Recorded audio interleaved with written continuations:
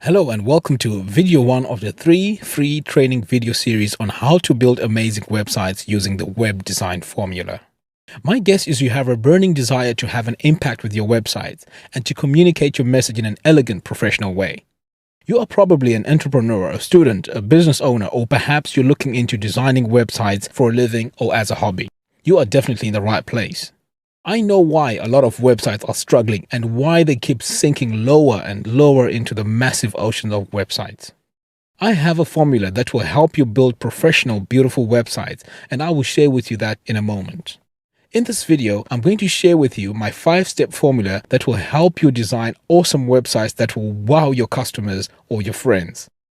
I'm going to do my best to inspire you to get you started. I want to give you the information that will change your life and the way you look at web design forever. I want to give you the tools that will enable you to build amazing looking professional websites for yourself or your business, or perhaps even use this formula to build websites for a living, just like I do.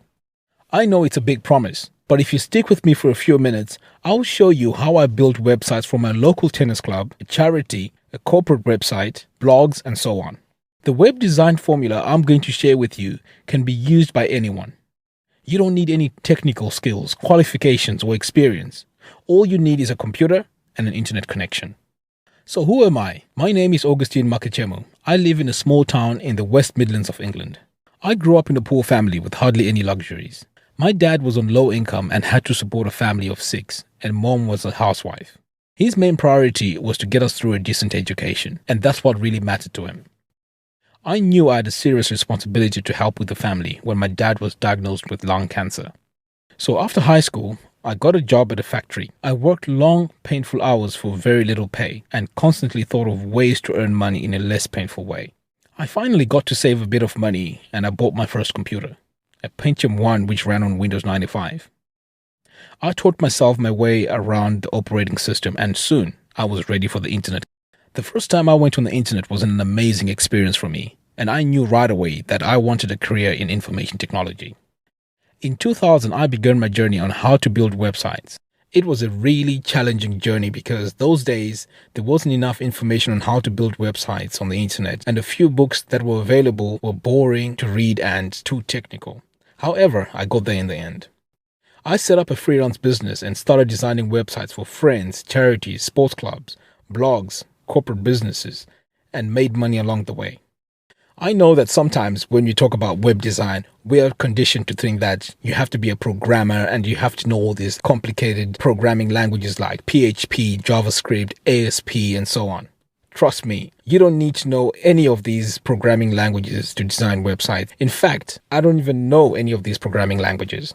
I've simplified the design process by putting together the critical steps you need to know to design websites. All this is in the web design formula. By now, you're probably asking yourself, why am I giving all this information away for free? What's the catch? Well, before I can go ahead and give you the web design formula, I want to share with you why I'm doing this.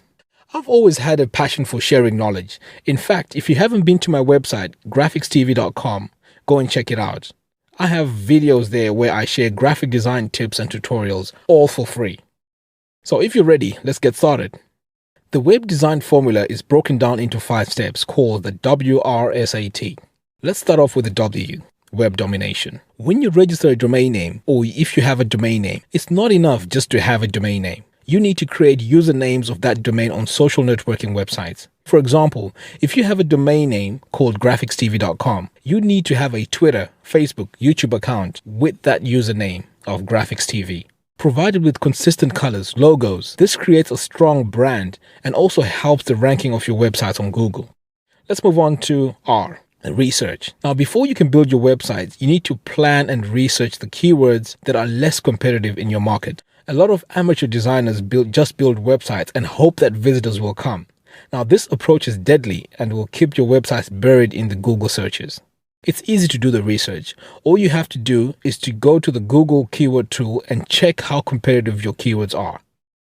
Alright, let's move on to S, site architecture. Before you dive in and start designing your website, you need to sketch your website architecture. This is a visual representation of how your website pages will link to each other. This will give you a clear understanding on how the web pages and the categories will be laid out before you start designing. Alrighty, let's move on to A, the appearance. This is one of the most neglected stages of web design. Let's take a look at typography. You should not use more than 2 typefaces on your website. The more you introduce typefaces, the more you're going to clutter the message. So just stick to 1 typeface and different font weights. On your main content, make sure that you have enough space between the lines in your paragraphs. Otherwise, your message becomes too difficult to read. Let's move on to color. The colors that you choose on your website should follow a color harmony. There are certain colors that look good together, while others look really bad next to each other. Choose colors carefully for your projects. Color can trigger psychological emotions. Let's take a look at images. Choose good images, and when you crop your images, use the rule of thirds. It gives your images a good composition. Alright, let's move on to T for testing. It's amazing how in this day and age you still get websites with broken links. Now, when you finish designing your website, you need to make sure you test your website following the site architecture that we discussed earlier. Secondly, you need to create a Google Webmasters account. This account is very helpful because it gives you an indication of how many pages are indexed by Google and also gives you a report of how many pages have errors. Okay, let's do an exercise. In this exercise, we're going to create a color palette for your website. It's really simple.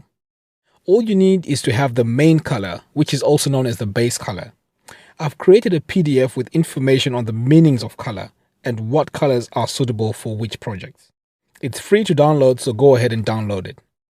Alright, so let me show you how you create a color palette. So first, we're going to go to a website called cooler.adobe.com.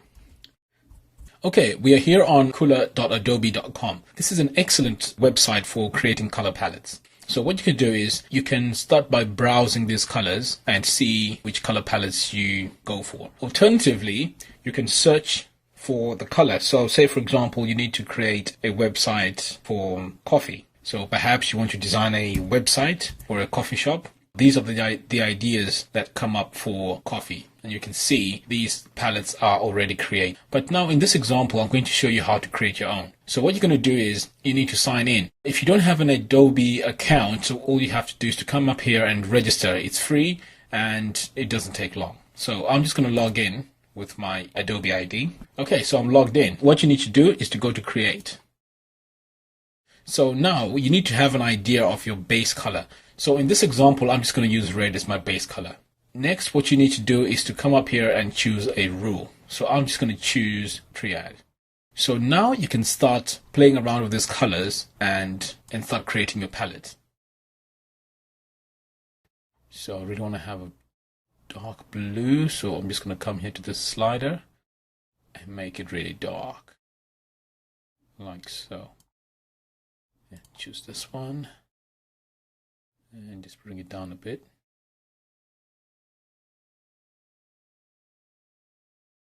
I think I'll leave that as it is. Okay, so this is how you create your color palette. When you're done, what you need to do is to come up here, give it a title. So I'm just going to say color 2, and then you save it. So once you've saved it, you can see here I've created another one earlier. So I'm just going to click on that. Okay, so that's my color palette that I created. Now the advantages of registering for an account is you can always log in and go to your saved color palettes. Okay, so now that we're done, on the Mac, what I normally do is I hold down the Shift Command 4 to actually select the part of the screen that I want. On Windows, what you need to do is to press Print Screen, and then once you've done that, you open Paint or Microsoft Word, and then you go to File, Paste. Now that pastes that image onto your document, and then you can save it as a JPEG or a GIF. I've gone ahead and created a design using this color palette so that you can see how it's going to look and how the colors work well together. So let's take a look. Okay, I've created this quick design just to show you how these colors work well together in a real life situation. Now what I've done is I've put the light colors on top of the dark colors to create contrast. This makes it easier for your reader to read the message. Okay, let's move on. Once you've created your color palettes, please do share them with everyone. And don't forget to tell us what the website is going to be about. Remember, This is one of the most important steps to creating professional looking websites. I'm looking forward to seeing your color palettes. In this video, we covered web domination, research and planning, site architecture, appearance, testing. In video number 2, I will show you how to implement the web design formula on a real-life project. I will even show you the tools and the websites I use to put this formula into action. Please put your questions in the comments box below and I will try to answer every single question. Also, share this video with your friends, your family, or whoever is interested in web designing. Thanks for watching and I'll see you in the next video.